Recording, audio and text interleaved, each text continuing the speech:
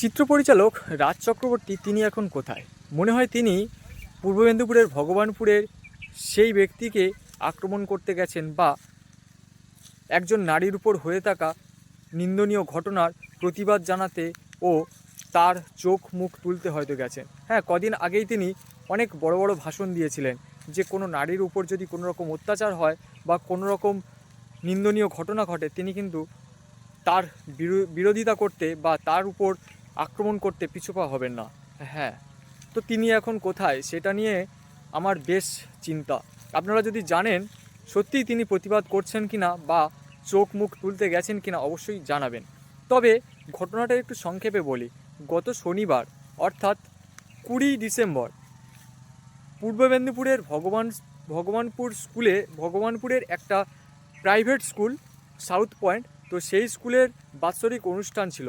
অনুষ্ঠানের আয়োজক স্বাভাবিকভাবে সেই স্কুলের মালিকই ছিলেন এবং সেখানে একটা সঙ্গীত অনুষ্ঠানের আয়োজন করা হয়েছিল এবং সেই অনুষ্ঠানে গান গাইতে এসেছিলেন প্রখ্যাত সঙ্গীত শিল্পী লগ্নজিৎ চক্রবর্তী, যিনি গানটা গাইছিলেন 8 নম্বরতম গান বোধহয়।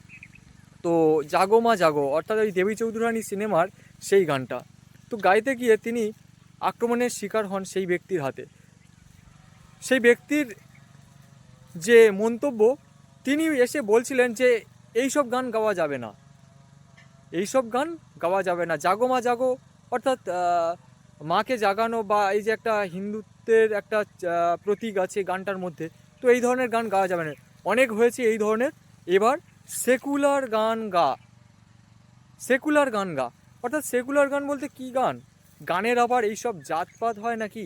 আমাদের কাজী নজরুল ইসলাম তো তিনি তো একজন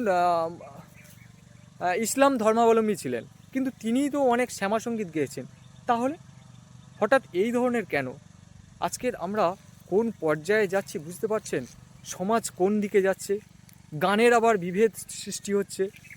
তো যাই হোক, যে ব্যক্তি করেছে তার চরম শাস্তি হোক, এবং তিনি অলরেডি গ্রেপ্তারও হয়েছেন শুনলাম। তো এর নিশ্চয়ই একটা কোনো বিচার হবে। তবে একটা কথা বলি, আজকের সমাজে এই মহিলাদের উপর যে ঘটনাগুলো ঘটছে তা কিন্তু সত্যি নিন্দনীয়। এভাবে বসে থাকলে কি, এভাবে আমাদের এগুলো দেখতে থাকলে কি সমাজ বদলে যাবে? এর প্রতিবাদ অবশ্যই করতে হবে। তো প্রতিবাদ আমরা সবাই করব, সাথে রাজ চক্রবর্তীরও কী প্রতিক্রিয়া শেষ পর্যন্ত সেটাই দেখার। আপনারাও কিছু খোঁজ পেলে অবশ্যই জানাবেন। ধন্যবাদ।